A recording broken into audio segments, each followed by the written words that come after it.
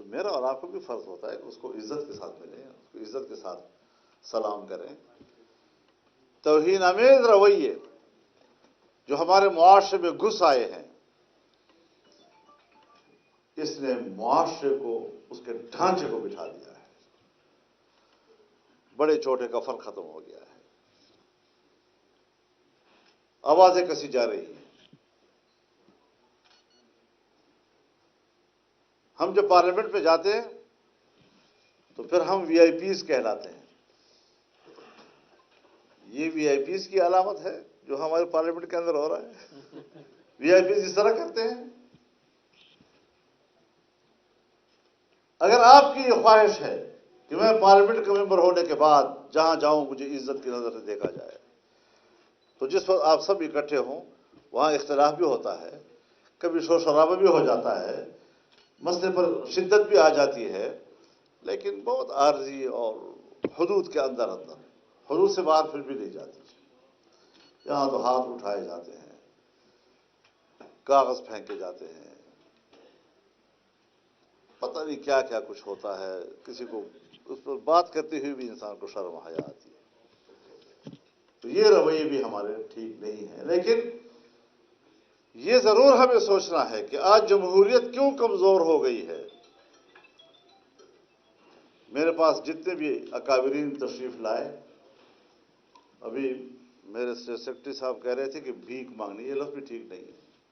میرے پاس آئے ہیں احترام، باعزت لوگ، کوئی بھیک نہیں مانگا کرتا۔ سیاسی مسائل ہیں، لوگ ملتے ہیں ایک دوسرے کو، اپنی بات پر آمادہ کرتے ہیں، یہ ان کا حق ہے۔ ہم نے تو پی ٹی آئی کے ساتھ بڑی سخت جنگ لڑی ہے، انتہائی تلخیاں، اس کے باوجود جب وہ تشریف لائے ہم نے کہا ویلکم، ہم نے ان کو عزت دی۔ مولانا فضل الرحمان مولانا فضل الرحمان مولانا فضل الرحمان مولانا فضل الرحمان مولانا فضل الرحمان۔ اگر مجھے ذرا اپنی بات پوری کرنے دیجیے تو اچھا ہوگا۔ نعرے کم لگاؤ، کم زیادہ کرو۔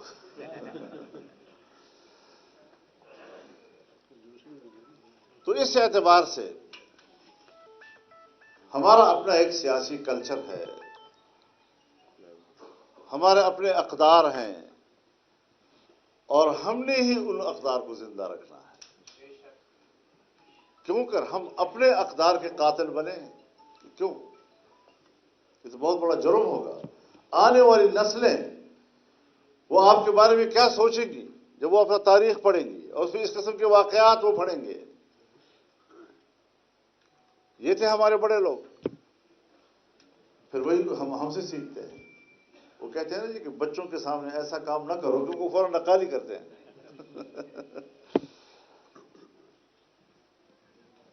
تو اس اعتبار سے یہ آئین ہے اور آئین کی بالادستی ہونی چاہیے۔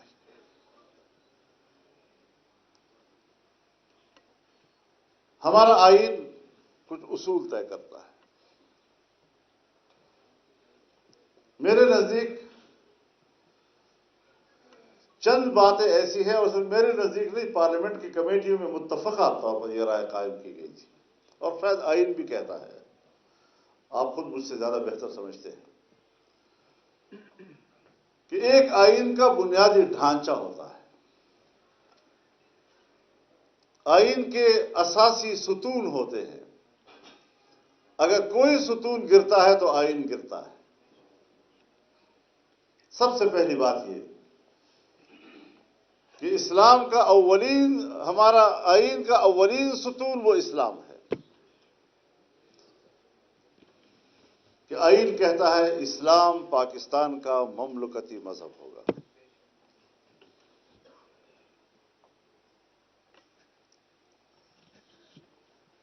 یعنی یہ ایک سیکولر اسٹیٹ نہیں ہے، یہ ایک مذہبی اسٹیٹ ہے، اور پھر اس کا مذہب اسلام ہے۔ یہ میں نہیں کہہ رہا ہوں، یہ آئین کہتا ہے میرا۔ دوسری چیز، ملک جمہوری ہے، جمہوریت اس کی دوسری اساس ہے، یعنی یہاں پر آمریت کی کوئی گنجائش نہیں، مارشل لا کی کوئی گنجائش نہیں ہے۔ یہ دوسرا بڑا ستون ہے۔ اور تیسرا ستون پارلیمانی طرز حکومت ہے،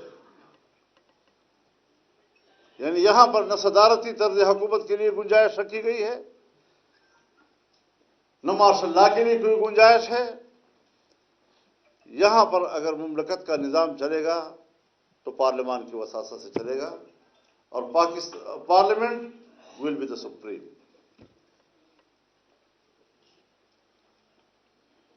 چوتھی چیز وہ ہے ہمارا وفاقی نظام۔ آئین میں اس وقت ایک وفاق کے نیچے 4 یونٹس ہیں، 4 وحدتیں ہیں۔ 2/3 اکثریت سے کل اگر کوئی اور صوبہ بنتا ہے تو اضافہ کیا جا سکتا ہے، لیکن ایک وفاقی نظام ہے ملک کے اندر۔ اب اگر آئین میں اسلام ہو، جمہوریت ہو، پارلیمانی طرز حکومت ہو، وفاقی نظام ہو، یہ 4 چیزیں اگر چھیڑی جاتی ہیں اور یہ منہدم ہوتی ہیں، آئین منہدم ہو جاتا ہے، اور پھر آپ کو اثر نو آئین ساز اسمبلی کا انتخاب کرنا ہوگا۔ آپ بتائیں کہ کیا آپ کے ملک کے حالات اور آپ کی سوسائٹی آج اس بات کی اجازت دیتی ہے کہ ہم یہ رسک لے لیں کہ ہم دوبارہ نیا آئین بنائیں؟ بچا کچھ بھی کچھ نہیں رہے گا۔ جو پہلے آئین نہیں تھا تو بنگال چلا گیا، جب اب آئین نہیں ہوگا تو پتہ نہیں کون کون سا علاقہ جائے گا۔ یہ کوئی سادہ باتیں نہیں ہیں، یہ سطحی باتیں نہیں ہیں، ان کو بڑے گہرائی کے ساتھ ہمیں سوچنا پڑے گا کہ ہم کس پگڈنڈی پہ سفر کر رہے ہیں، اور ہمیں احساس ہی نہیں ہے۔ پگڈنڈی کے اوپر اس طرح چل رہے ہیں جیسے کہ موٹر وے پہ جا رہا ہوں۔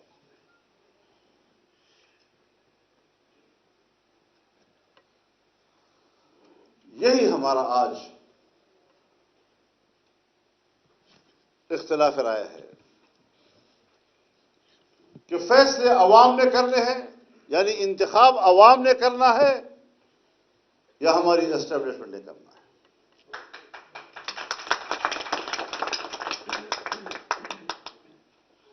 قانون سازی ایوان نے کرنی ہے یا پیچھے سے ڈکٹیٹ ہونی ہے۔ اور یہ بات جو میں کر رہا ہوں کوئی جذباتی یا سادگی کے ساتھ نہیں کر رہا ہوں، میں گواہ ہوں ان چیزوں کا۔ میں آپ کے سامنے اپنی آنکھوں دیکھا حال اور زندگی بھر کا تجربہ آپ کے سامنے رکھ رہا ہوں۔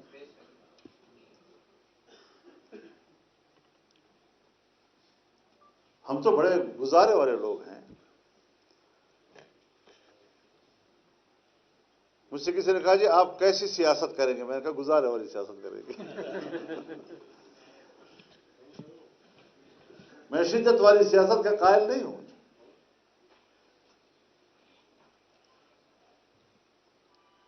لوگوں نے بندوق اٹھا لی ہے شریعت کے لیے، ہم نے کہا نہیں،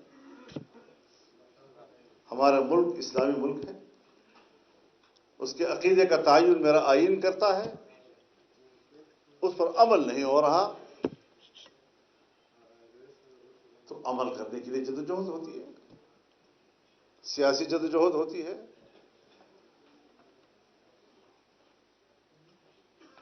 ہمیں بیرونی دنیا کے اثر و نفوذ سے نکلنا چاہیے۔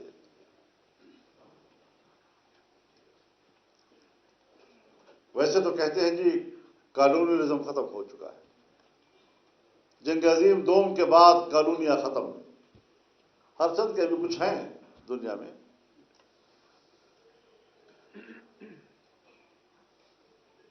لیکن پسماندہ ممالک ہوں یا ترقی پذیر ممالک ہوں، انہیں براہ راست ان ملکوں میں جا کر اور اقتدار ہاتھ میں لے کر اب کنٹرول نہیں کیا جا رہا۔ دو ذریعوں سے اس پسماندہ اور ترقی پذیر دنیا کو کنٹرول کیا جاتا ہے، ایک بین الاقوامی ادارے اور ایک بین الاقوامی معاہدات۔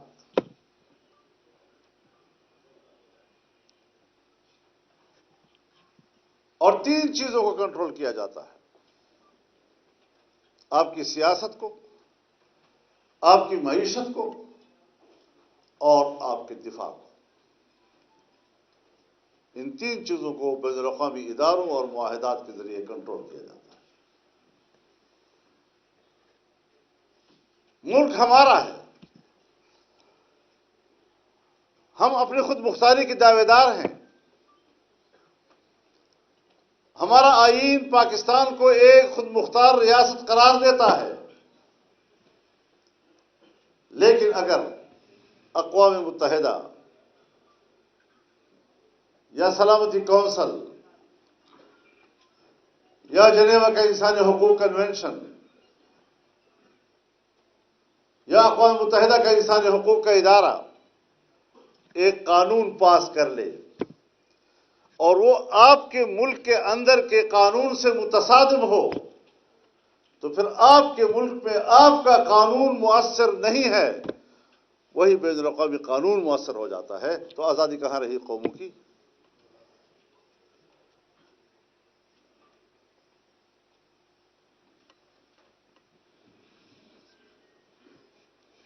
تو ہمیں سوچنا چاہیے کہ ہماری سیاست ان کے کنٹرول میں چلی گئی ہے، معیشت ان کے کنٹرول میں ہے، معیشت ورلڈ بینک کے ہاتھ میں چلی گئی، آئی ایم ایف کے ہاتھ میں چلی گئی، ایف اے ٹی ایف کے ہاتھ میں چلی گئی، بین الاقوامی ادارے آپ کو کنٹرول کر رہے ہیں۔ آپ کا بجٹ پاکستان میں بیٹھ کر وہ بناتے ہیں اور آپ اسمبلی میں پڑھ رہے ہوتے ہیں۔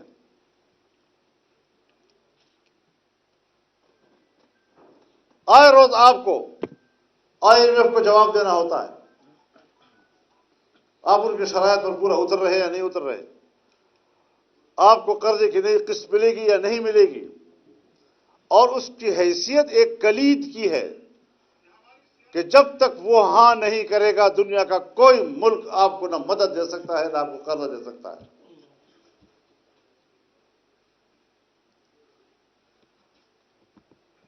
تو آپ کی معیشت تو پہلے دن سے قرضوں پہ ہے۔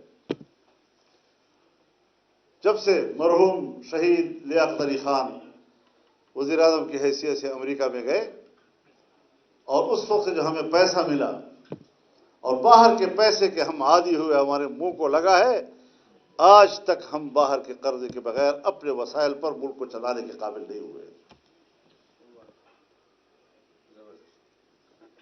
تو آج بھی صورتحال ہے، آپ کی پوری معیشت کو وہ کنٹرول کر رہے ہیں۔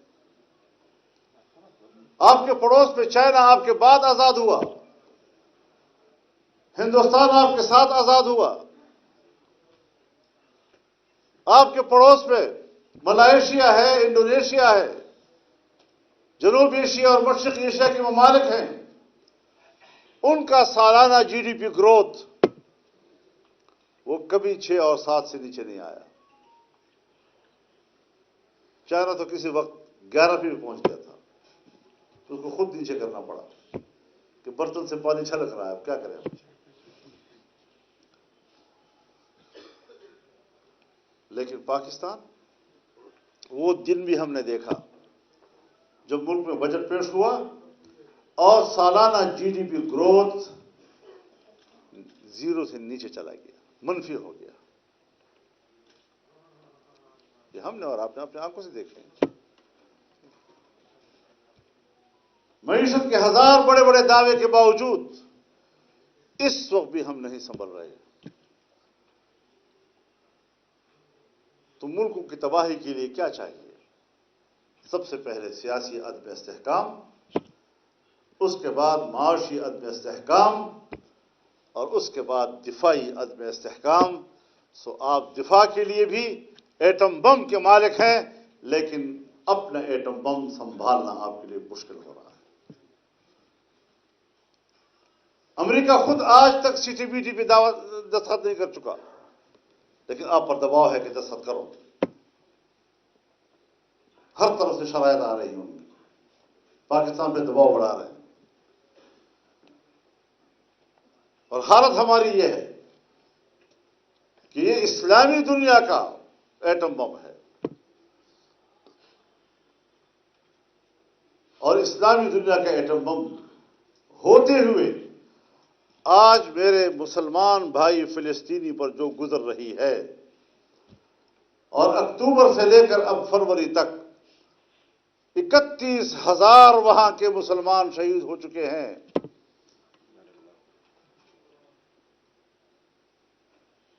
سر چھپانے کی جگہ ختم ہو چکی ہے، بارشیں برس رہی ہیں اور مائیں کیچڑ میں بیٹھ کر اپنے سر جھکا کر اپنے بچوں کو سایہ دے رہی ہیں، گھاس کھا رہے ہیں۔